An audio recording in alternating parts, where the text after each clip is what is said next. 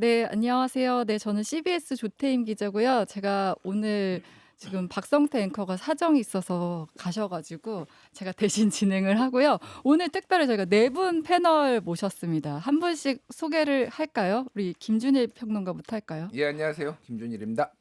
네, 네, 네, 반갑습니다. 처음 소개되는데요. 김경률이라고 합니다. 네. 잘 부탁드립니다. 네, 김용남. 네, 김용남입니다. 네, 그리고 마지막 한 분 또 특별히 모신 분 소개할게요. 네, 안녕하세요. 저 행신동 사는 막성태라고 합니다. 그냥 막 이것저것 다 얘기하려고요. 평소에 존경하는 세 분과 같이 방송하게 돼서 영광입니다. 잘 부탁드립니다. 네, 예, 처음 뵙습니다. 네, 처음 뵙습니다. 이분 TV에서 봤어요. 근데 마리 최근에 앙뚜아네트. 최근에 색깔은 좀 다릅니다만 예. 점퍼 입고 나왔다가 거의 망한 분이 최근에 아. 있었는데. 이거 야상 아니에요. 네, 오늘 그래서 막성태님이 평소에 하고 싶은 말이 많으셨는데 평소에 이 진행 역할을 하다 보니 하고 싶은 말 못 하셔가지고 그죠? 박성태님은 하고 싶은 말 못했는데 막성태님은 하고 싶은 말 마음껏 할 수 있는 거 아니에요? 아니 저 사실 그건 아니고요. 네, 어제 PD님이 네. 좀 바꿔서 아, 이렇게 해봐라. 저희는 시키면 하죠. 그래서 그러면 저 저희 사실 하고 싶은 말 없어요. 아 그래요? 그냥 말이 네. 많은 거예요. 아, 알겠습니다. 그러면은 저희 한번 시작을 해볼게요. 제가 오늘 좀 어색할 수 있지만 양해 부탁드리고요. 앞서 이제 국민의 긴급의총 얘기를 했었잖아요. 다들 이제 얘기하셨는데 우리 막성태님은 좀 어떻게 보셨는지 궁금하더라고요.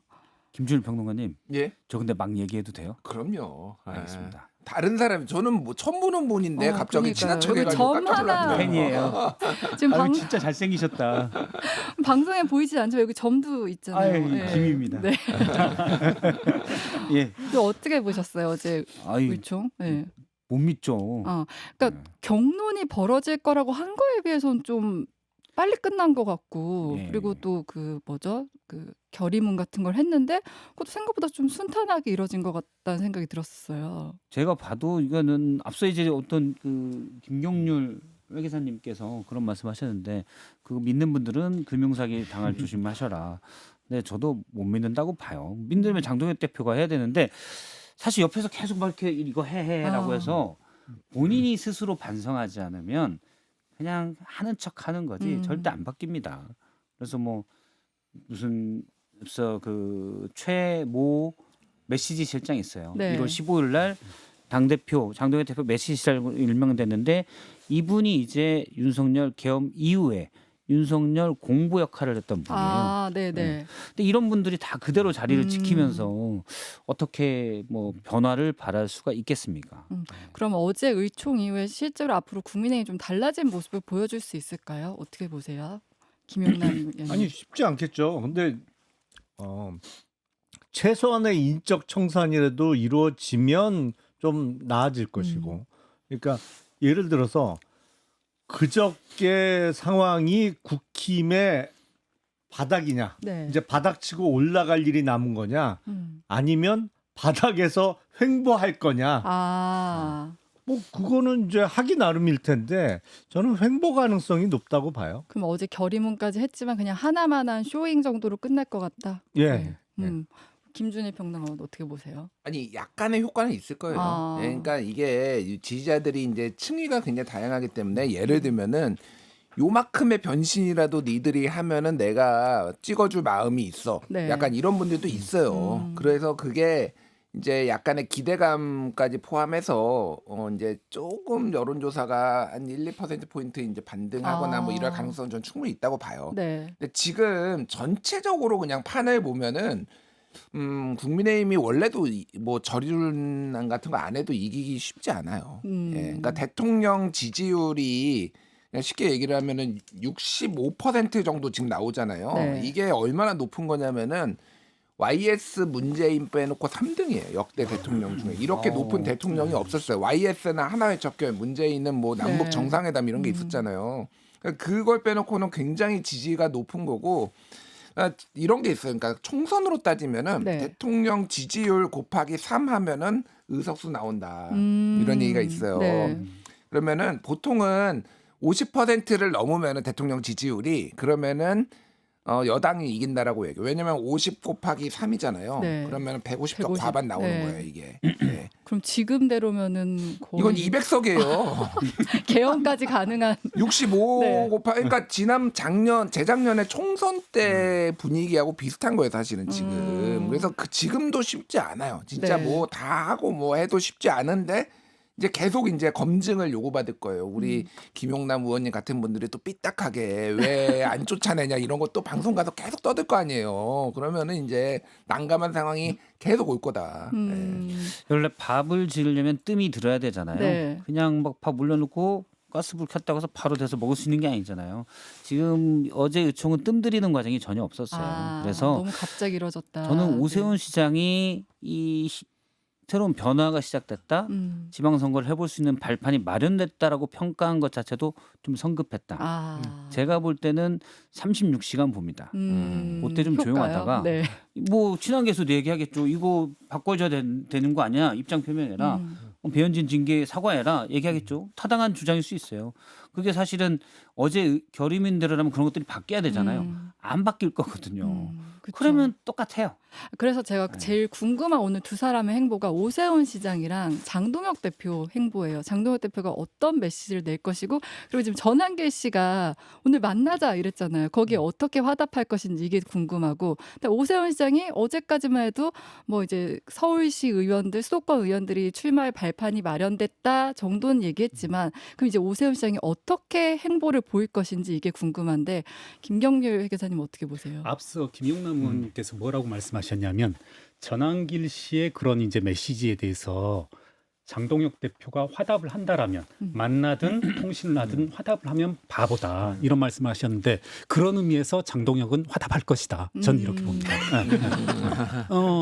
저는 이거 뭐 걸라면 걸 것 같아요. 네. 아 그래요. 네. 장동혁 대표의 일련의 행보라는 것들이 결국 고성국, 전한길 이 두 사람의 움직임으로 설명이 되는 거거든요. 그럼 저는 틀림없이 적어도 공개적인 만남은 아닐지언정 교신을 할 거고 어떤 식으로든 어제의 내용을 설득하려고 하겠죠. 네, 저는 그렇게 봅니다. 혹시 또 네.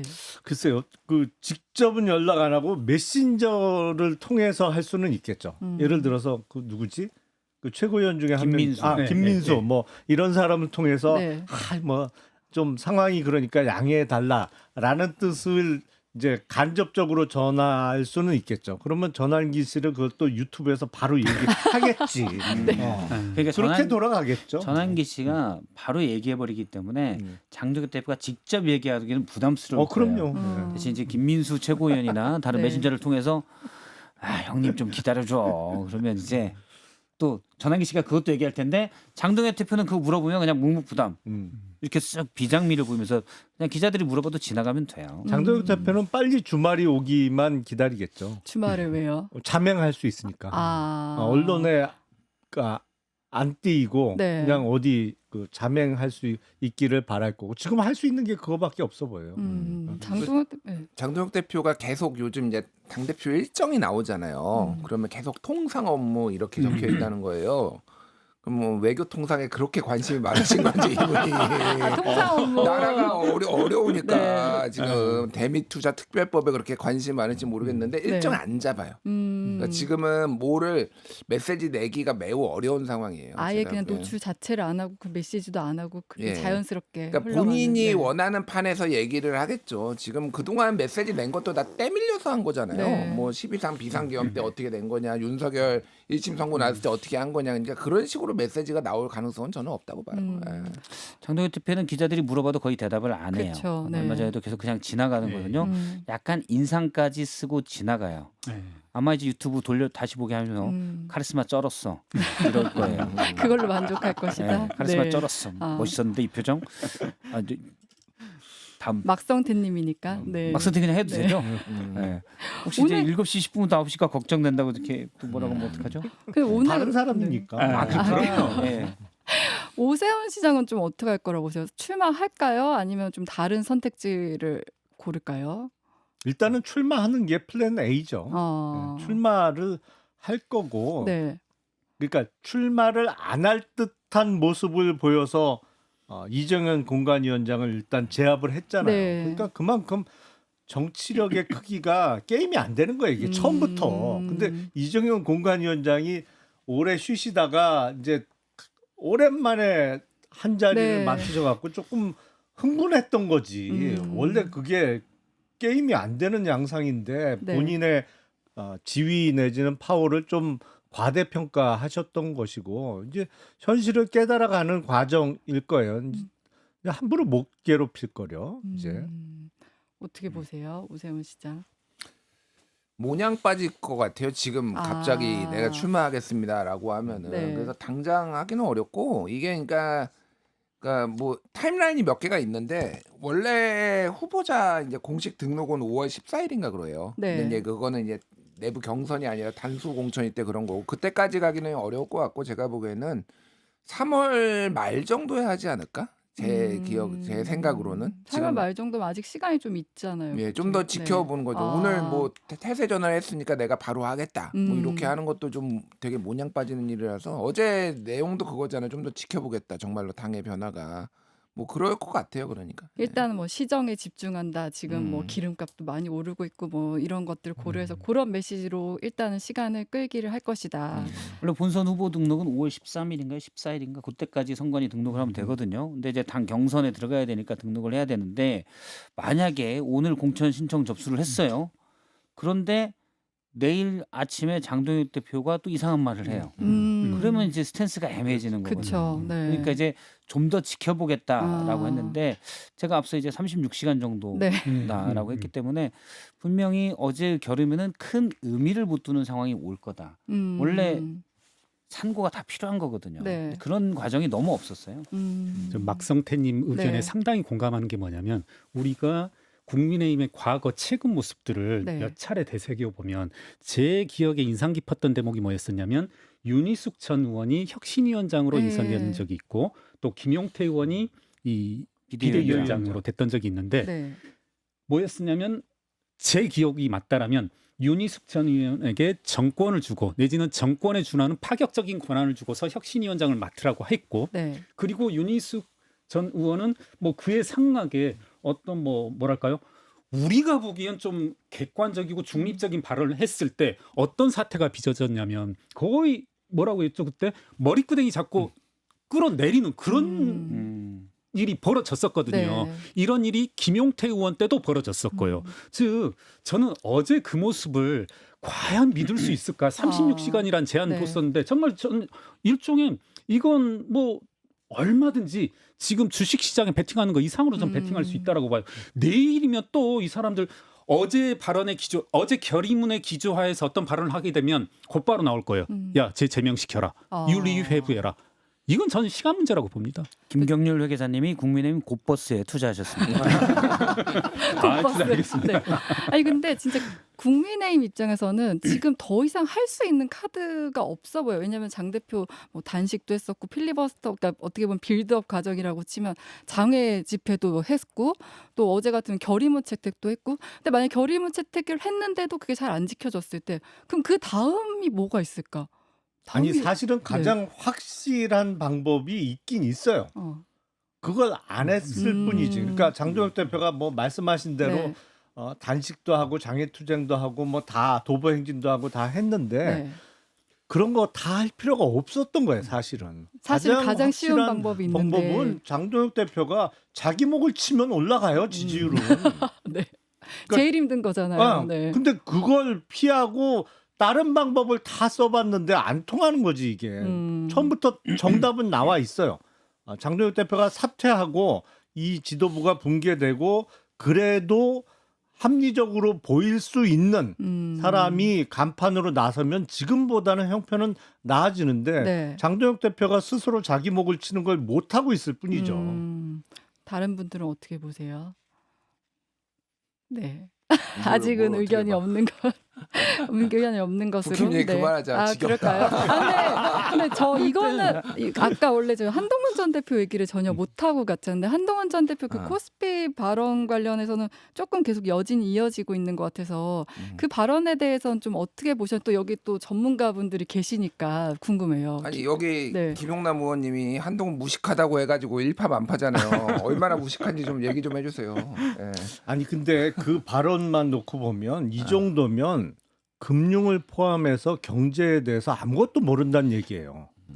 심각한 거지 사실은. 이게 자본시장이 어떻게 돌아가는지를 포함해서 지금 보면 만약에 윤석열 정부가 탄핵을 안 당했으면 지금도 임기 중이잖아요. 네. 그런데 이 와중에 미국과 이란 간의 전쟁이 터졌다. 뭐 오늘은 좀 많이 내려왔습니다만 어제같이 국제 유가가 100불이 넘어갔다 그러면 지금 코스피 2천 깨졌을 거야 아마. 2천우요? 예. 대왕고래가 있잖아요. 대왕고래 파면 뭐가 나와야 말이지. 일단 묻어놓고 팠을 거예요. 네. 그러니까 지금 물론 반도체 경기가 워낙 좋아서 사실은 이재명 당시 대선 후보의 공약처럼 코스피 5천 공약을 내놨는데 코스피 5천 갈 게 6,300까지 올라갔던 건 맞아요. 하지만 그러면 그런 어떤 개혁 작업, 상법 개정 1, 2, 3차에 걸친 거 그리고 앞으로의 어떤 개혁 로드맵이 없었어도 그냥 자연적으로 올라갈 코스피였냐? 그건 전혀 아닌 것이죠. 그거는 이른바 상장 기업의 거버넌스라는 개념이 없다는 얘기를 스스로 본인 입으로 한 거예요. 지금 국내 주식 투자자가 1,000만 명이 훨씬 넘습니다. 네. 근데 1,000만 명 중에 상당수의 분들은 책도 많이 읽고 뭐 경제 관련한 유튜브도 많이 보고 공부를 실제로 많이 해요. 네. 우리나라 주식 투자자들처럼 정말 개인 투자자가 스마트하게 움직이는 나라가 없어요. 근데 그 1,000만 명이 넘는 공부를 많이 하고 있는 주식 투자자 입장에서는 한동훈 대표의 이런 윤석열 정부였어도 코스피 5천, 6천 갔을 거다 이런 발언은 완전히 깡통 소리로 들릴 수밖에 없어요. 김경률 기자님. 제가 느낀 바를 조금 말씀해 네. 보자면 한번 그러니까 저는 한동훈 대표를 조금은 아는 입장에서 네. 참 많은 준비를 해왔다 이런 생각을 하고 한번 이런 식으로 접근해 보면 어떨까? 윤석열이란 이름 대신에 네. 문재인을 한번 넣어보자. 혹은 박근혜를 넣어보자. 네. 조금 이게 또 우리나라에서는 꼭 이런 아까 마리 앙투아네트도 이야기하지만 네. 달을 가리키면 엉뚱한 것을 이제 이 손가락을 자꾸 보게 네. 되는데 혹은 우리가 주식과 관련해서는 그런 비유를 많이 하거든요. 원숭이를 한번 넣어보자. 과거 이제 IT 붐 때 이제 그런 이야기 많이 했었거든요. 원숭이가 임의적으로 찍은 종목과 많은 투자 전문가들이 찍은 종목의 수익률 비교를 하는 그런 실험들이 많이 있었어요. 네.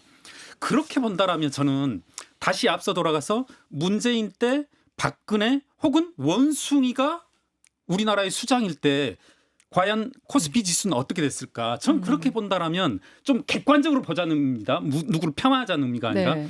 지금 상당 부분은 반도체장의 상승으로 말미암은 것으로 설명이 될 테고 또 하나 몇 가지만 한번 말씀드려 보자면 저는 금투세라든가 ISA 이 비과세 한도를 올리는 거 그리고 상법 개정 이런 것들이 주요한 역할을 했다라고 봅니다. 예. 특히 이제 한 가지 이슈만 거기에서 집어서 본다라면 금투세 이슈 제가 오늘 쭉 한번 계산을 해봤어요. 네. 만약에 기분 좋은 가정으로 제가 올해 주식 투자를 해서 2억을 벌었다. 만약에 금투세 제도가 시행이 됐다라면 약 5천만 원 안팎 이제 세금으로 내야 됩니다. 네. 1억이라면 한 2천만 원 정도. 근데 지금 이제 금투세가 이제 폐지더라고요. 유예도 아니고 폐지던데 그렇게 되면 이제 0원이 되는 거죠. 세금이. 네. 이런 것들이 분명히 또 종합주가지수 상승에 긍정적인 긍정적인 영향을 네. 미쳤을 거고 굳이 얘기하자면 이제 한동훈 대표는 그걸 거론하더라고요. 야, 내가 금투세 폐지를 이야기할 때 민주당 너희들 반대했었다. 뭐 실제로도 네. 그랬었고 그런 측면에서 보자면 또 하나는 이제 상법 개정. 저는 상법 개정 일련의 과정들을 좀 긍정적으로 보고 찬동했던 사람인데 이것들 중에서도 분명히 이제 종합주가지수 상승에 영향을 미치는 것이 있었을 테고 그렇게 본다면 저는 그래요. 그러니까 한동훈 대표의 말이 약간은 조금은 좀 감성적으로 윤석열을 끌어들이는 것이 네. 좀 감성적으로 상당히 뭔가를 폭발 포인트를 누르는 그런 지점이 분명히 있을 거라고 생각하거든요. 뭐 내일 안에 주범으로 이미 1심 판결을 받은 사람이니까. 네. 그럼에도 불구하고 저는 정치권이 특히나 이재명 대통령이 종합주가지수 상승의 모든 어떤 원인들을 본인의 어떤 치적으로 이야기하는 상황에서는 한 번쯤은 얘기할 수 있는 내용 아닌가 이렇게 생각합니다. 네. 아니 막상 이재명 네. 대통령이 뭐 오로지 자기 덕분에 코스피 올랐다고 얘기한 적이 없잖아요. 기본적으로. 그러니까 항상 싸구려 주식 취급을 받던 한국 주식을 이제 코리아 디스카운트를 없애겠다고 얘기를 네. 한 거고 그 없애는 작업을 지금 하고 있는 것이고 그 덕분에 외국인 투자자들이 항상 단타 종목으로만 여겼던 한국 주식을 이제는 장기 투자해도 되는 거 아니야? 라고 인식이 바뀌면서 네.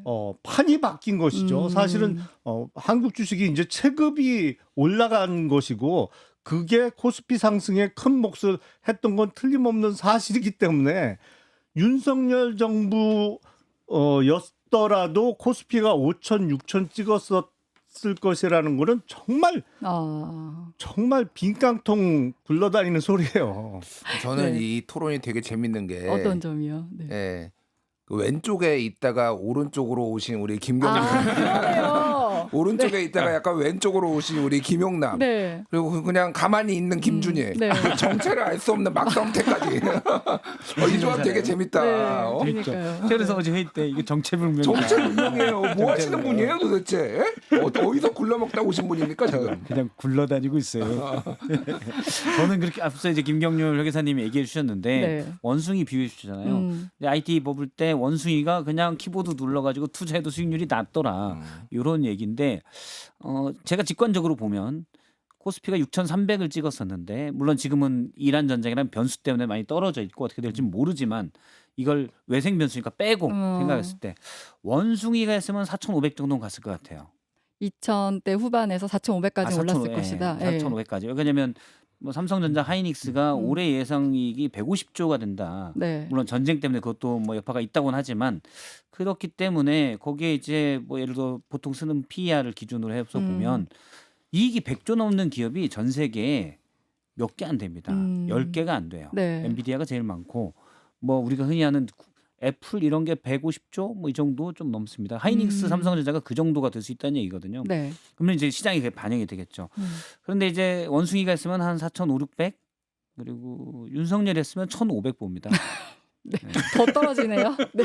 지금 전쟁통을 빼야 되긴 하는데 어떤 일이 생길지 모르는 거예요. 이 전 세계적인 안보 위기에 지금 계속 북한에 무인기나 날리고 있고 네. 그러면 지금 어떻게 될 줄 알아요. 아니 그러니까 이제 펀드 매니저하고 원숭이를 비교하는 것은 기본적으로 같은 주식 시장 내에서 종목을 고를 때 나올 수 있는 얘기예요. 네, 예를 네. 들어서 펀드 매니저하고 원숭이하고 미국 주식 시장의 종목을 서로 찍는다. 네, 아니면 네, 그랬었죠. 똑같이 한국 주식 시장의 종목을 찍는다. 근데 이게 시장이 달라지면 네. 완전히 다른 얘기가 되는 거예요. 그쵸. 근데 지금 한국 주식 시장은 제일 쌌죠. 왜냐하면 윤석열 정부 때만 해도 이른바 PBR, 네. 국가 순자산 비율이 0.8, 0.9에서 맴돌았어요. 그런 게 지금 2까지 올라온 것이거든. 그러니까 그만큼 좋은 평가를 받기 시작한 거예요. 앞으로 뭐 일본이나 대만 수준까지 더 올라갈 수도 있다고 봅니다만 그렇기 네. 때문에 이거는 그냥 자연스럽게 된 거야. 뭐 아무것도 안 했어도 여기까지 갔을 거야라는 건 정말 틀린 얘기예요. 근데 이런 예, 저는 그러니까 이 한동훈 대표 발언이나 뭐 이 논쟁 과정을 보면서 그러니까 뭐 각자 이제 시각이 있으니까 근데 뭐 한동훈이 정말로 이게 뭐 무식하고 이걸 아무것도 몰랐을까 그렇게 보지는 않아요. 그러니까 뭐냐면은 이게 정치적 과장법이 있는 거죠. 어떤 의도를 갖고 한 말일 것이다. 예, 그러니까 네. 이게 서사구조는 그거였어요. 그러니까 주식 시장이 많이 올랐다. 네. 근데 이거는 운이 좋아서 오른 거고 서민 경제는 좋지 않다. 그래서 내가 보수 재건을 해가지고 서민 경제도 살리겠다. 뭐 이런 논법이었거든요. 거기에서 이제 가장 안 좋은 거는 윤석열을 굳이 끌어들여서 윤석열 좋아하는 사람이 거의 없는데 이거는 주식을 아네 모르네 무식하네의 논쟁보다는 네. 그러니까 윤석열을 언급한 그 정무적 모자람. 그러니까 판단력이 그 윤석열을 굳이 언급해야 되나 본인이 그리고 윤석열하고 싸우고 뭐 이렇게 차별을 하겠다고 하는 사람이 그런 정무적 감각의 문제로 저는 봐요. 그러니까. 그러니까 말씀하신 예. 것처럼 그날 부산의 시장 상인들을 만나서 주가가 이렇게 높은데 상인들은 실제로 어렵지 않느냐 그 메시지를 하고 싶었던 것 같은데 윤석열이 했어도 5천 뭐 이렇게 6천 이렇게 얘기해 보니까 거기에 다 모든 언론도 주목을 했단 말이에요. 한동훈이었어도 5천 차라리 이렇게 얘기를 하지 차라리, 그러면은 네네. 내가 했어도 5천 갈 수 있다. 뭐 이렇게 나는 뭐 이렇게 금투세 폐지도 하고 뭐 이런 얘기를 본인을 대입하는 게 낫지. 윤석열 하는 순간 코끼리도 생각하지 말고 윤석열도 생각하지 말아야 되는데 다들 싫어하죠. 저도 실수일 가능성이 말실수일 가능성이 높다고 보는데 일부는 전략적 선택일 수도 있다. 부산을 이제 갔다는 점. 의도는 모르겠지만 결과적으로 봤을 때 예를 들어서 한동훈 전 대표가 쭉 보면 제일 염려하는 것 중에 하나가 배신자 프레임이에요. 네. 그러니까 이제 일단 보수 내에서 새로운 구심점으로 재건을 내가 하겠다라고 나서는데 여기에서 제일 아마 염려되는 건 배신자 프레임인데 요걸 제일 타파할 수 있는 전략은 반 이재명 전략이거든요. 네. 그걸 이제 강하게 얘기하다가 윤석열까지 나오면서 김준일 평론가님 말대로 윤석열 얘기까지 나오면서 이건 실수다. 저도 뭐 개인적으로 그렇게 보는데 근데 또 놓고 보면 아마 머릿속에는 제일 왜 윤석열 전 대통령이 그 자폭 우리가 그냥 유튜브니까 편하게 그러면 멍청하게 계엄을 해가지고 정권을 이재명 정부에게 헌납했냐 아마 이 아쉬움이 한동훈 전 대표는 제일 클 거예요. 네. 그러니까 그런 것들이 그냥 반영돼서 윤석열에서 나왔다. 그 말이 나왔고 그리고 사실은 뭐 윤석열이었어도 이렇게 하는 게 결과적으로 보면 배신자 프레임에서는 조금 낫죠. 그러니까 보수 지지층 사이에서는 약간 굳이 손해 볼 게 없는 그런데 한동훈 전 대표가 대선까지 꿈꾼다면 사실은 제일 중도층에서 제일 보는 시각은 네. 사실은 윤석열과 같이 있었던 사람 아니야라는 시각이거든요. 근데 좀 대선까지 중도층까지 감안한다면은 저는 그 발언은 부적절했다. 자꾸 지금 프레임처럼 네. 코끼리 연계시키는 건 생각하지만 잘못이었다. 이것처럼 계속 생각이 날 수밖에 없는 상황이다. 보수 네. 지지층만 놓고 보면 저는 뭐 크게 나쁠 건 없다고 봐요. 반 이재명 전략으로서. 글쎄요. 그것도 선뜻 동의하기는 어려운데. 네, 이 얘기는 여기서 네. 제가 짧게 그러니까 네. 이재명 대통령의 지금 이제 주식시장에서의 역할, 네. 기능 뭐 이런 것들에 대해서 제가 짧게 덧붙여 보자라면 한번 주식시장과 지금 매일같이 메시지를 전달하고 있는 부동산 시장과 한번 엮어봤으면 좋겠어요. 그리고 네. 이제 아까 김영남 의원님께서 말씀해 주셨지만 어떤 발언을 하신 바가 있냐면 부동산 시장을 언급하면서 내가 종합주가지수를 이만큼 상승시킨 사람인데 부동산 시장 이거 억제 못할 것 같냐. 나는 얼마든지 할 수 있고 그리고 네.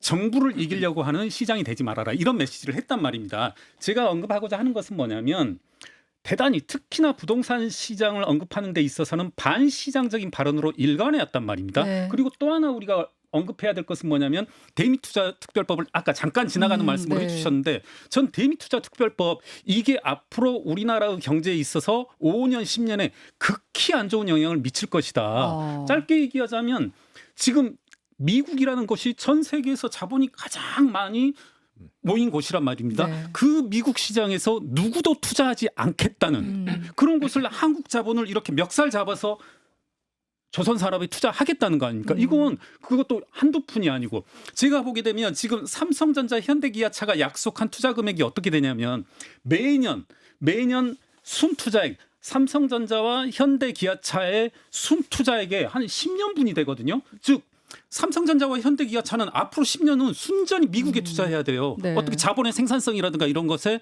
보장도 없는 이런 상황에서 과연 저는 이재명 정부의 어떤 경제 실적이라는 것이 네. 지금 나타나고 있는 종합주가지수라고 하는 이 수치에 단순하게 뭐 목매어서 평가할 수 있는 그런 부분은 아니다. 이런 식으로 좀 말씀드리고 싶습니다. 네, 이야기는 여기서 정리를 네. 하고 이재명 대통령 얘기 나왔으니까 이재명 대통령과 민주당 얘기로 가볼게요. 원래 이재명 대통령 최근에 계속 X에 메시지를 내고 있잖아요. 뭐 초과 삼간 태우는 얘기를 하고 뭐죠 권력을 가지면 책임을 가져야 된다 이런 얘기도 하고 이런 부분과 관련해서 검찰 개혁과 관련해서 당내에서는 강경파들이 목소리를 내고 있는데 그래도 우리 국민 전체를 보면 좀 속도 조절을 해야 된다 이런 메시지를 좀 해석되고 있는데 이재명 대통령이 이 메시지를 낸 배경이나 그 하고 싶은 말은 뭐라고 보세요? 김준일 평론가. 그러게요. 저는 두 가지인 것 같은데 한 그 이재명 대통령이 그동안 당에 대해서는 되게 온건한 메시지를 냈어요. 네. 온건한 메시지를 거의 내왔고 예를 들면은 뭐 그 X에다가 저번에 공유했던 게 뭐냐면은 기사였는데 대통령은 뒷전 뭐 당이 뭐 자기 뭐 할 일만 한다 뭐 이런 얘기하니까 뒷전 아닙니다 뭐 이렇게 얘기하고 고문들하고 만나가지고 당이 정말 잘하고 있다. 그러면 잘한다고 했더니 진짜 잘하는 줄 알더라. 존경한다고 했더니 진짜 존경한다고 하더라. 약간 이런 거였거든요. 그게 그러니까 고도의 이제 돌려까기 막 이런 거였잖아요. 근데 돌려까기로 안 되는 거예요.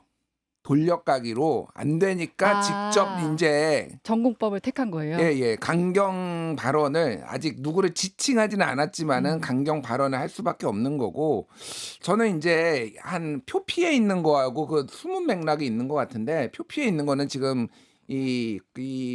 뭐 다 그렇지만 권력자들이 자기가 이제 권력을 잡으면은 네. 국가 기관들을 잘 활용하고 싶은 마음이 있는 거죠. 그러니까 검찰도 네. 완벽하게 무력화하기보다는 잘 드는 칼인데 잘 쓰면 되잖아요. 그런 데에 대한 그리고 뭐 이제 국민의 피해가 더 갈 수 있는 이 우려들 결국은 그거는 책임을 지는 건 대통령이니까 뭐 이런 것도 있고 네. 그 저간에는 저는 약간 추미애 돌려가기도 있다고 봐요. 저는 이 상황에서는 네. 이거는 행간 그 표인 건데 지금 경기도지사 선거를 보면은 여론조사나 이런 거 보면은 김동연, 추미애 그다음에 이제 한준호 한준호, 이렇게 네. 나오는데 추미애는 좀 아닌 것 같은데 좀 피곤한데 약간 이거를 지지자들한테 조금 이 명확하게 좀 보낸 게 아닌가 저는 그렇게 봐요. 예. 네. 혹시 또 다른 근데 해석하시는 분? 네. 지금 이제 그 공소청법이나 이게 정부 안대로 통과가 되더라도 네. 지금 이재명 대통령이 앞으로 검찰을 어떤 권력의 칼로 쓰기는 불가능해요. 이미 너무 많이 망가졌고 네. 그리고 아주 극히 제한된 보안 수사권 갖고는 칼이 될 수 없어요. 근데 왜 정부안이 그렇게 나왔냐? 네. 이거 안 하면 위헌이거든. 아니 우리 헌법에 검찰총장 임명에 관한 사항이 헌법 조문에 명백히 나온단 말이에요. 네. 그래서 검찰청을 공소청으로 이름을 바꾸더라도 그 수장은 검찰총장으로 하기로 한 거예요. 안 그러면 위헌이기 때문에. 그리고 극히 제한된 보안 수사권은 안 그러면 이 수사 효율성이 너무 떨어지는 거예요. 그 이재명 대통령이 언급했듯이 공소시효 도과시킬 수도 있는 거고. 네. 그리고 보안 수사 요구권만 인정을 하면 경찰에 돌려보냈을 때 언제 돌아올지 알 수가 없잖아 이게. 그러니까 이건 정말 어쩔 수 없는 최소한의 것인데 이것마저 지금 안 된다고 법사위에서 그러고 있으니까 답답한 거죠. 이거 안 하면 아니 그래갖고 여당 주도로 통과시킨 법이 헌법재판소 가서 위헌법률로 심판받으면 어쩔 거예요 이거. 그러니까 이재명 대통령 위헌적 요소가 있고 하다 보니까 당내 강경론자들의 주장을 그대로 받아들일 수 없는 대통령으로서의 책임도 있기 때문에 이런 메시지를 이번 직접적으로 냈을 것이다. 혹시 막성태님은 어떻게 보세요? 저는 검찰 개혁에 대해서는 일단 이재명 대통령의 입장이 맞다고 생각해요. 저는 개인적으로 보안 수사 요구권보다 보안 수사권이 필요하다 보고 실제 서민들 네. 그러니까 예를 들어서 뭐 장애인의 어떤 피해자 같은 걸 돕는 분들 이런 분들은 보안 수사 요구나 이런 것들이 지금 수사권 조정 때문에 핑퐁 되는 사건들이 너무 많다라고 얘기하거든요. 네.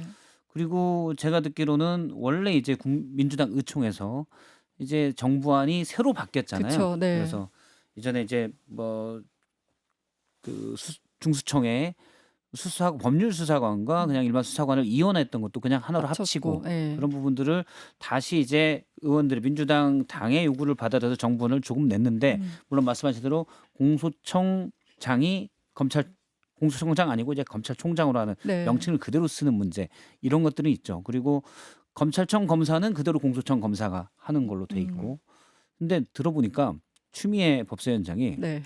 원래에서는 일부 자구 수정만 법사에서 하기로 했었는데 나중에 의총에서 새 정부안 좋습니다 해놓고 이제 법안 다 가져가서 하나하나 보면서 고치고 있대요. 네. 그걸 저도 들었으니까 네. 대통령도 들었겠죠.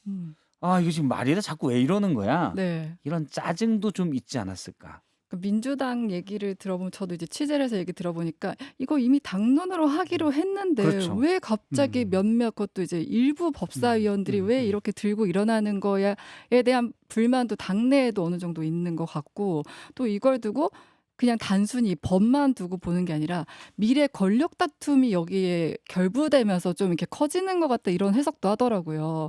또 어떻게 보시나요? 이 그러니까 저는 이제 네. 김용남 의원님 생각에 전반적으로 동의하고 이게 참 양당이 닮은 꼴이라고 생각 드는 게 장동혁, 김민수, 전한길 옆에 제가 앉아 있으면 네. 서로 아무 사람이나 앉아 있더라도 음. 아무 말 안 하고 있어도 스마트해 보이잖아요. 네. 맞습니다. 예. 민주당의 예. 상황도 예. 뭐냐면 워낙 말씀하신 법사위의 일부인 이런 탈레반 분들 그러니까 누구에게도 공감을 갖지 못하는 그와 같은 이제 검찰개혁 법안들 이런 것들 때문에 소위 정부안 그리고 이재명 대통령의 일련의 SNS 메시지조차도 어떻게 보면 정말 정상처럼 보일 정도거든요. 예. 예. 그 말씀처럼 전 그거조차 제가 법률 전문가는 아니지만 그거조차도 상당한 문제가 있다라고 들었음에도 불구하고 지금 청와대에서도 대단히 고심하고 있고 참 이런 식으로 양당이 좀 데칼코마니처럼 닮아가면서 좀 비정상이 정상처럼 보이는 그런 상황이 계속 연출되고 있지 예를 않나 들어 하는 생각이 듭니다. 김용민 의원이 주장하는 거는 검찰청 검사가 네. 공소청 검사가 되기 위해서는 모두 다 재임용의 과정을 거쳐야 된다. 네, 그렇게 얘기하죠. 그럼 사실 검찰을 없애는 게 맞죠. 그럴 바에 그냥 진짜 그러고 그렇대요. 근데 과연 그게 맞느냐? 예를 들어서 지금 수사권이 그러면 이제 경찰, 중수청으로 다 넘어가는데 과연 우리가 지금 경찰 수사도 김병기 의원 5달 만에 소환했잖아요. 예. 경찰 수사는 과연 권력에 더하냐? 음. 윤석열 정부 때도 마찬가지예요. 옛날에 이제 몇몇 노조나 언론사나 경찰이 그냥 막 들어가서 압수수색 다 했습니다. 네. 그러면 윤석열 정부 때 검찰만 과연 권력의 사냥개 역할을 했냐? 경찰은 그러면 괜찮았냐? 사실은 대통령이 어제 아침에 올린 것 중에 네. 모든 조직에 일부 미꾸라지가 다 분위기를 흐린다. 네. 대부분은 선량 공직자다. 저는 이 비율이 차라리 검찰이 조금 더 높다고 봐요. 그러니까 경찰은 조금 더 사실 권력이 휘둘리기가 쉬운 구조라고 보기 때문에 그러면 지금 다 경찰에 대한 권제 권한을 없으면 그건 어떻게 되는지. 근데 대통령도 저는 이건 좀 여쭤보고 싶은 게 아니 검찰 개혁에 대해서는 계속 개혁을 사실 되게 조심조심해야 된다라고 얘기하는데 어떻게 보면 검찰 개혁보다 훨씬 중요한 이른바 사법 개혁 관련돼서는 법 왜곡죄나 재판 소원죄 같은 경우는 훨씬 문제가 많다는 지적들이 있는데 이건 왜 또 그냥 가요? 그 근데- 조선일보 사설은 전 그 타당하다고 봐요. 근데 정치적으로는 보면 뭐 말씀하신 대로 법 네. 왜곡죄는 저는 개인적으로 반대했습니다만 그런 거를 그냥 국무회의에서 의결하더라도 민주당의 이른바 강경파 덕분에 이재명 대통령이 보다 합리적이고 보다 중도적으로 비춰지는 건 사실이에요. 그렇죠. 예. 뭐 어떤 면에서는 민주당의 법사위원들 덕분에 선거 지형은 훨씬 유리해지겠어요. 더 중도층의 목소리를 포용할 수 있는 훨씬 네. 중도적으로 네. 비춰지잖아요. 투 트랙이 가능한. 예. 근데 그 막성태님이 네. 어디서 굴러먹다 오신 분인지 모르겠는데 상당히 내리하시네요. 아, 진짜. 인사이트가 있죠, 인사이트가 막성태님이. 있어요, 네. 저분이. 네. 야, 얘 이래 여기 굴러다녀. 예리한 척하려고. 그러니까 저는 솔직히 이재명 대통령이 이중 플레이하고 있다고 생각해요. 아, 이중 플레이. 예, 최근에 그러니까 어제 새벽에 올린 거였죠. 그 이제 사법부를 뭐 악마하면 안 된다. 네. 뭐 나도 사법부가 판결을 잘 내려가지고 지금 계속 살아남았다. 뭐 이런 얘기를 했잖아요. 근데 사법부를 그러면은 악마화하고 있는 건 누군가요? 그러면? 그러니까 대통령이 직접 안 한다고 하더라도 여당에서 그 계속 하고 있고 뭐 역겹다 얘기 나오고 뭐 저항군의 우두머리다 나올 때 네. 그럼 대통령은 뭐 했냐. 네. 그리고 이 법안에 대해서는 특히 저는 법 왜곡죄는 좀 문제가 심각하다고 보거든요. 개인적으로. 네. 제가 얘기하는 게 아니라 거의 모든 전문가들이 얘기를 합니다. 뭐 교수들도 얘기를 하고 참여연대 민변도 얘기하고 그럼 그거에 대해서는 왜 거부권 행사도 안 해요? 거부권 행사하기 어려워요, 사실은. 그러면은 너무 또 이제 개혁의 이니셔티브가 확 정청래 대표한테 넘어가고 약간 당내 역학관계 뭐 그런 거를 고민을 하더라도 네. 이런 정도의 우려는 그러면은 검찰 개혁에 앞서서 했듯이 사법 개혁에도 사법개혁에 대해서도. 법 왜곡죄 문제 있다라고 얘기를 해줘야 되는 거 아니에요? 음. 근데 결국은 저는 이거는 자기 이미지 관리하는 거라고 봐요. 나는 국민을 전체로 하는 사람이고 사실은 이런 것도 고려를 하고 저런 것도 고려를 한다라고 하지만은 네. 이게 결국은 본인의 사법 리스크와 관련된 거에서 벗어나지 못하고 있다라는 이미지를 강하게 주고 있어요. 그래서 오늘 어제 이제 한국일보 칼럼이 재밌었는데 이재명은 합니다만 하지 말고 이재명은 안 합니다로 좀 보여줘라.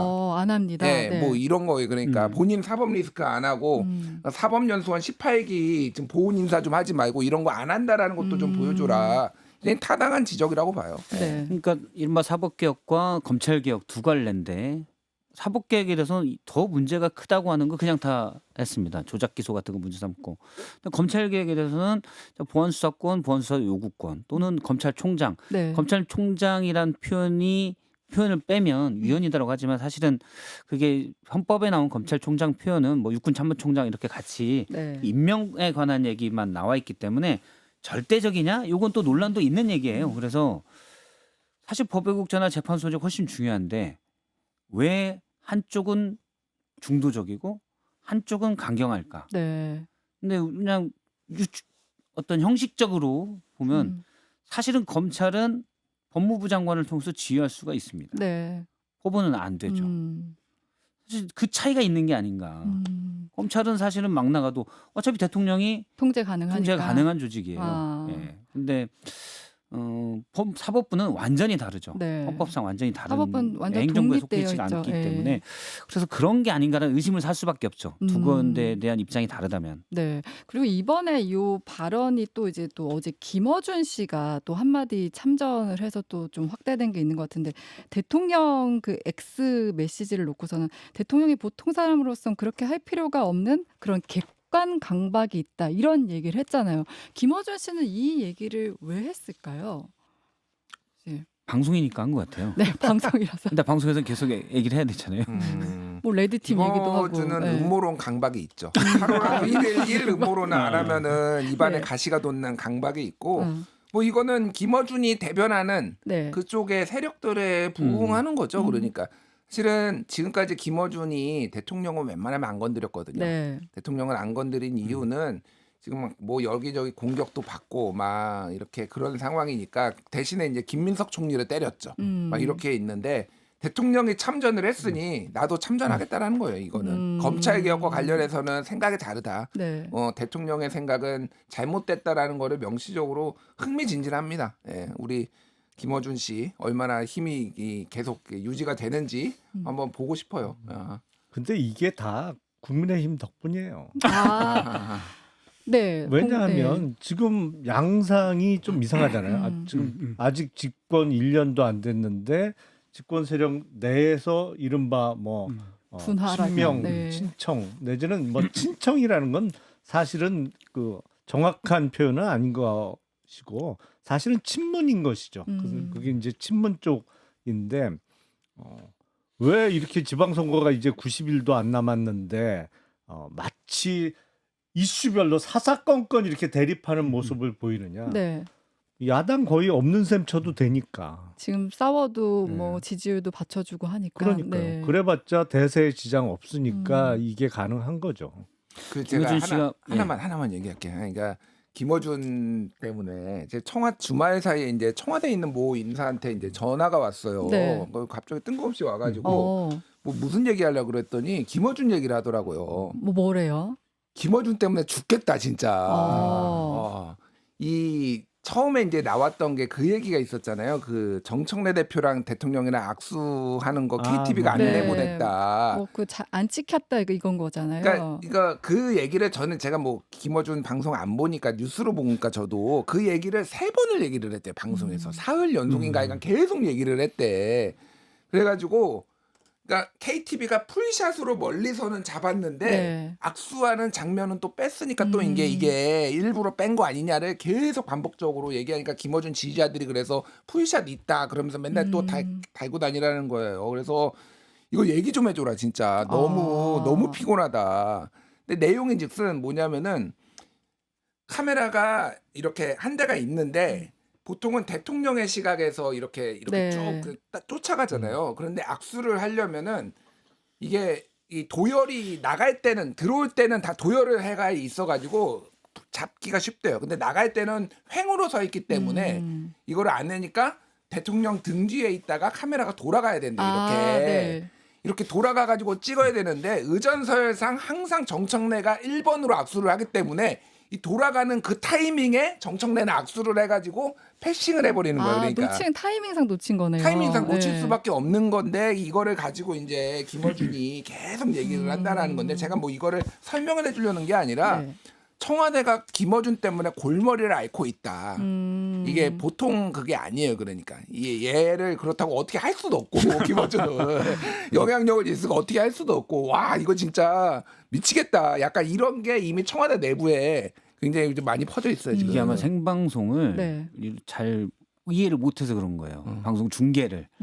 요게 방송이 끊어지지 않고 계속 연결된 사실은 말씀대로 대통령은 쭉 이동하면서 출국하는데 가는데 악수하는 거 이 모든 장면을 다 담으려면 중계 카메라가 최소한 4대 이상 네. 그리고 현장에 중계차가 들어가야 돼요. 중계차는 뭐 하냐? 전송을 하는 것도 있지만 이 안에 스위치라는 기계가 있습니다. PD들이 요구하죠. 네. 자, 1번 카메라, 2번 카메라. 대통령 움직이면 3번 카메라가 그 옆에서 기다리고 있는 거예요. 3번 카메라 옆선 3번 카메라 받아요. 그래야 그 장면이 그대로 나옵니다. 네. 근데 KTV에서 카메라 2대 가면 한 대는 원경 멀리서 풀샷 찍는 거예요. 풀샷 찍는 카메라고 한 대는 근경 앞에서 이렇게 찍는 거예요. 클로즈샷 네. 찍는 겁니다. 그럼 이 앞에서 따라가면서 찍다가 대통령 이렇게 보고 장소 바꿔야 되죠. 그럼 그때는 못 나가는 거예요. 그거를 음모론을 가지고 얘기하면 안 되는 거죠. 네. 이게 다 쭉 이어지게 나오는 거는 뭐냐면 카메라가 1번 카메라가 들고 뛸 때 3번 카메라가 계속 찍어줄 수 있고 네. 그것을 그대로 컷으로 연결하는 중계차가 있어야 가능한 일이에요. 지상파나 좀 큰 데는 제가 전 직장도 만약 그런 중계차를 주면 카메라가 6대 이상이 가서 그렇게 하죠. 네. 근데 일반적인 데서는 그렇게 모든 장면을 한 치도 없이 그렇게 할 수가 없어요. 네. 구조상. 근데 그걸 음모론으로 몇 번 얘기하는 거는 사실 말이 안 되는 거고 더구나 최민희 의원이 또 그걸 확인하겠다고 하는 것도 말이 안 되고 네. 또 그것 때문에 KTV 예산을 늘려달라는 것도 저는 말이 안 되는 거. 그럼 KTV만 늘립니까? 다른 데는 다 중계차도 없고 그런데 다 늘려줘야죠. 그래서 그리고 또 예산 늘리는 게 정청래 대표 잘 찍으라고 늘리는 것도 저는 좀 말이 안 된다고 보고. 근데 김어준 씨가 그 객관 강박이라고 얘기한 건 검찰 개혁에 대해서 대통령과 뜻이 다르다. 네. 대통령 뜻이 잘못됐다. 근데 그걸 지적하기는 곤란하니 대통령이 너무 객관적이어서 그래요. 삼자적 관점을 강조하다가 오히려 지나친 겁니다. 라는 식으로 애둘러 표현한 거라고 봐요. 근데 이제 그 해석을 놓고선 너무 또 이제 김어준 씨식 해석이 아니냐 이런 또 얘기도 나오잖아요. 예. 네. 근데 지금 민주당이 아까 김용남 전 의원님 말씀하신 것처럼 좀 분화가 돼 있잖아요. 옛날에 네. 다 같이 공공의 적이 있으니까 다 같이 끈끈하게 뭉치면 되는데 지금 이제 워낙 저쪽이 좀 약하고 하니까 요 안에서 분화가 돼 있고 또 미래 권력 지형을 놓고 이제 권력 다툼이 이뤄지고 있다 보니까 이 지지층 변화가 있잖아요. 김어준 대 그다음에 또 김민석 총리 간 싸움도 되고 있고 또 뉴 이재명이라는 세력도 또 들어오고 있고 이런 현상 좀 어떻게 보세요? 뉴 이재명의 파워는 어느 정도로 된다고 보세요? 제가 뉴 이재명이라고 공개적으로 좀 네. 유명하신 분 중에 밝힌 사람은 3명 봤어요. 예, 한 명이 김용남, 한 명이 신인규, 한 명이 장성철. 네. 다 달라요. 그런데 장성철 소장은 예를 들면 난 이재명은 지지하지만 민주당은 지지 안 한다. 예를 들면 이런 거고 뭐 다 이제 수위가 달라요. 그래서 뭐 뉴 이재명이 있기는 있죠. 네. 근데 그게 이렇게 뭐 내부에서 갈등을 할 정도로 그런 건가? 저는 뉴 이재명이라는 워딩을 가지고 싸우고 있다고 생각해요, 솔직히. 뉴 이재명의 워딩을 갖고 그러니까 싸운다요? 그 뉴 이재명이라는 현상이 있고 네. 그 실제 그 원래 한겨레에서 처음에 이 뉴 이재명이라는 말을 처음에 지난해 9월에 썼는데 네. 대통령을 대선 때는 안 찍었지만은 지금은 지지하는 사람들을 뉴 이재명이라고 근데 민주당 지지층이 한 20에서 25%가 민주당이 아니라 이재명 지지자의 20에서 25%가 뉴 이재명이라는 조작적 정의를 한겨레로 했는데 그게 이제 뉴 이재명이 있으면 올드 이재명이 있고 네. 올드는 좀 구리고 뉴는 좀 새롭고, 쌈박하고 네. 막 이런 식으로 약간 이재명 대통령 지지를 둘러싸고 자기들끼리 해석 투쟁이 벌어진 것 같고 저는 이제 그거보다는 그러니까 그 유튜버들 그 국힘도 이제 유튜버들끼리의 긴장 관계가 있듯이 민주당도 네. 이 매불쇼와 예를 들면은 김어준과 예를 들면은 뭐 이런 몇 개가 이제 다 분화됐다 그 생각이 들어요. 여기 있는 이제 매불쇼 수괴 김용남 의원 매뷰쇼와 같이 이제 하시는 우리 김용남 의원인데 그 뉴스공장 안 나가시잖아요, 의원님은. 아니 나가요 매주. 아 매주 나가세요? 네. 매부쇼 훨씬 자주 나가시지 않나요? 아니 똑같이 일주일에 한 번씩 나가요. 근데 사실 뉴 이재명은 네. 제가 보기엔 다양해요. 그러니까 이슈별로 입장이 다를 수가 있어요. 아. 지금 이루어지고 있는 사법개혁, 검찰개혁과 관련해서 찬반이 갈리면서도 예를 들어서 자본시장 정상화와 관련해서는 또 적극 찬성인 입장이 있는 것이고 네. 사안별로 다 달라요. 근데 저는 이게 이른바 정치권에서 항상 선거 때마다 논란이 되는 과연 중도라는 게 있느냐. 네.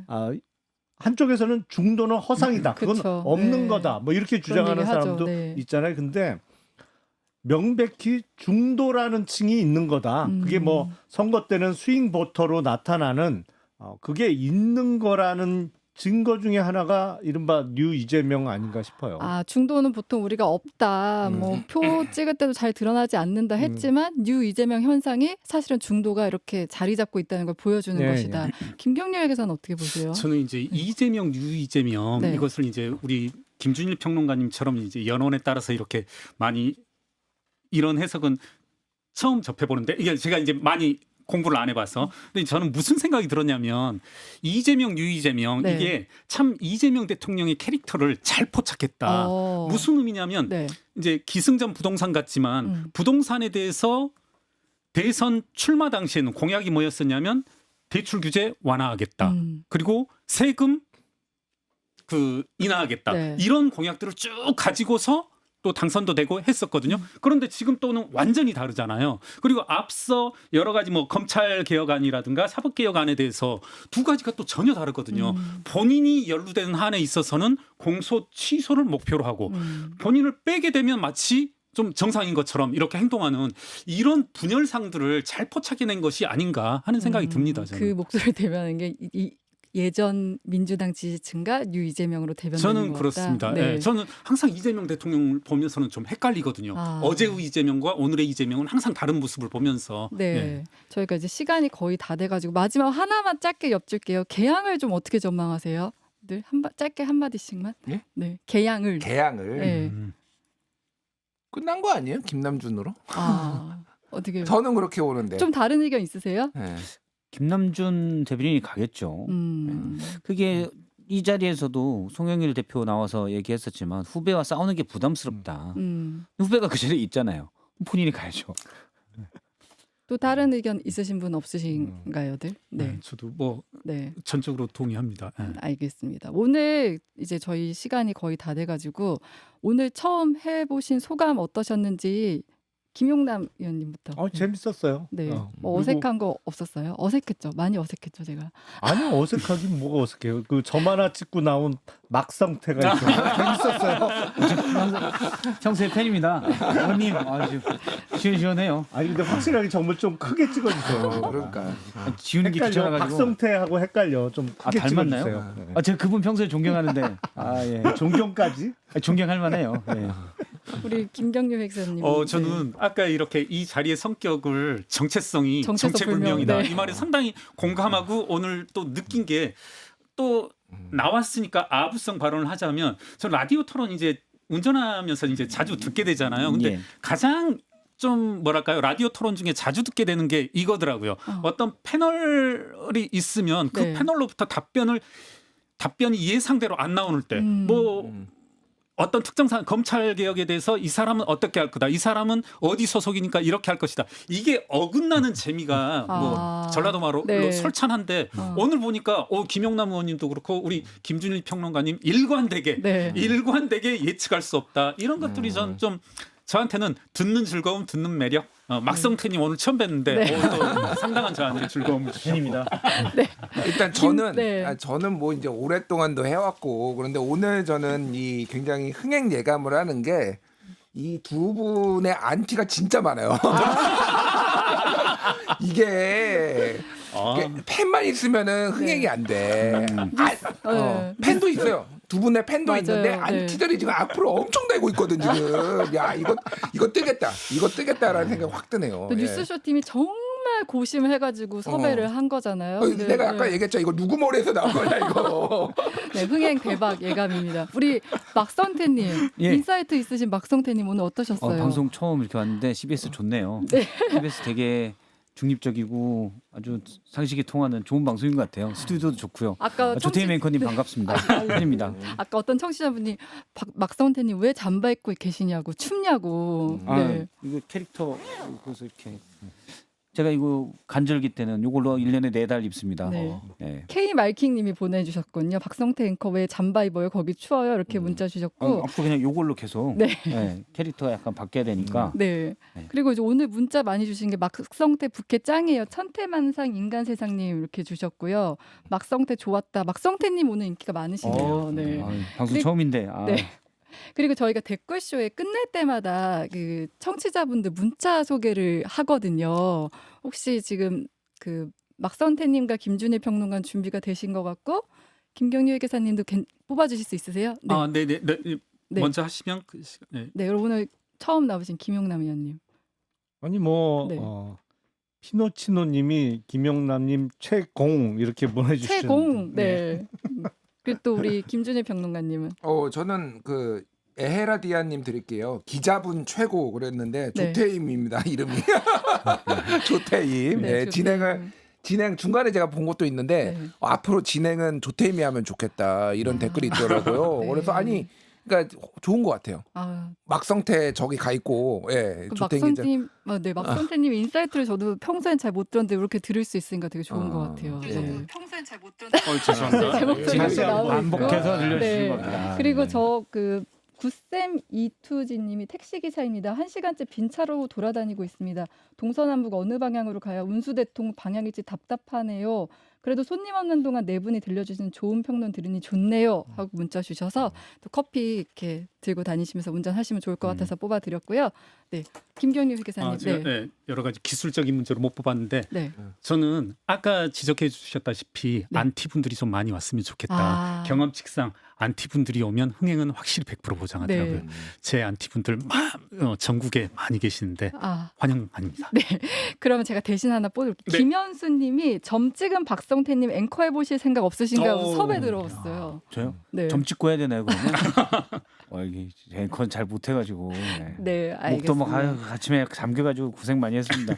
이 자리를 빌어 죄송합니다. 그러니까 오늘 유난히 목이 많이 잠기셨더라고요. 제가 힘을 내면 네. 오히려 이렇게 그래요. 뭐냐면 아. 이렇게 오늘 아까 이성건 의원 인터뷰할 때 좀 저도 모르게 세게 질문하다 보니까 힘을 내니까 안에 있는 게 이제 밤새 이렇게 좀 쌓아놨던 게 걸려가지고 죄송합니다. 다시 한번 사과를 드리겠습니다.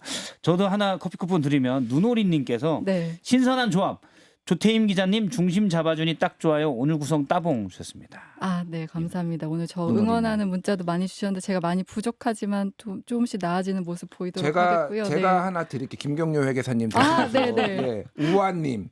김경유 목소리 듣기 싫다. 안티분들 많이 들어와 주시다고. 목소리 네. 듣기 싫은 이런 거 네. 들어야지. 그러면 계속해서 우리 김경률 회계사님과 김용남 의원님 안티분들 계속해서 많이 들어와 주시고요. 동접자 계속 많이 늘어날 수 있도록 도와주세요. 네, 오늘은 여기까지 하겠습니다. 저희 뭐 끝인사 어떻게 할까요? 그냥 안녕히 계세요 이렇게 해야 될까요? 안녕히 계세요. 네, 알겠습니다. 오늘 한칼 토론 여기까지 할게요. 고맙습니다. 네, 안녕히 계세요. 감사합니다.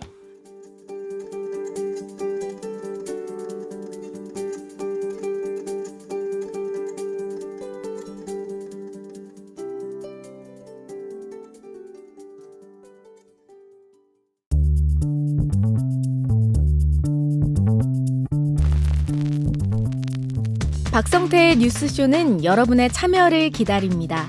구독과 좋아요, 댓글 잊지 않으셨죠? 평일 아침 7시 10분 실시간 라이브도 참여하실 수 있습니다.